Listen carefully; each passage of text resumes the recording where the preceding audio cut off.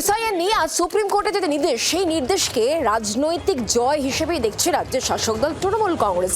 আর ইতিমধ্যেই সুপ্রিম কোর্টের নির্দেশকে হাতিয়ার করে ইতিমধ্যে আসরেও নেমে পড়েছে তৃণমূল কংগ্রেস। আর অন্যদিকে অভিষেক বন্দ্যোপাধ্যায় তিনি তো বলেই দিলেন যে সুপ্রিম কোর্টে অর্থাৎ কোর্টে জয় হয়েছে, এরপর এপ্রিলে ভোটেও জয় হবে।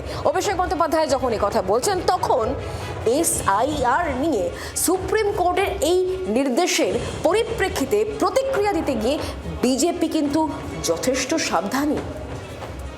কি জেদ বললো না করবো না, আমি বললাম করবেন তো আপনি বটেই, আপনি করবেন না, আপনাকে করাবো।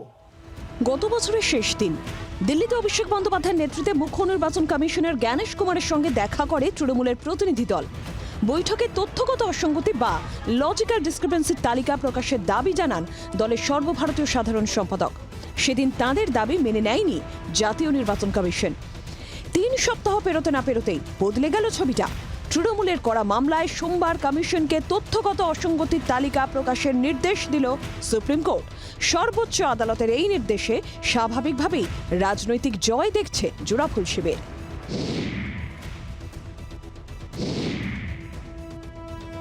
এদিন বারাসতের সভা থেকে কমিশনের পাশাপাশি বিজেপিকেও আক্রমণ করেন অভিষেক।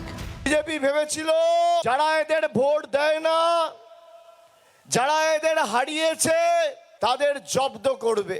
বাংলার ভোটার তালিকা থেকে পরিকল্পিতভাবে নরেন্দ্র মোদীর সরকার আর ইলেকশন কমিশন বাদ দিতে চেয়েছিল। আমরা যে দাবিগুলো নিয়ে সোচ্চার হয়েছিলাম, আজকে সেই দাবিকে মান্যতা দিল দেশের সর্বোচ্চ আদালত। আমাদের মৌলিক অধিকার, ভোটাধিকার কেড়ে নিতে চেয়েছে, তাদের দু গালে দুটো কষিয়ে থাপ্পড় মেরেছে দেশের সর্বোচ্চ আদালত। আজকে কোর্টে হারালাম, এপ্রিলে ভোটে হারাবো। সুপ্রিম নির্দেশ নিয়ে পাল্টা প্রতিক্রিয়া দিতে গিয়ে সাবধানে পা ফেলছে গেরুয়া শিবির।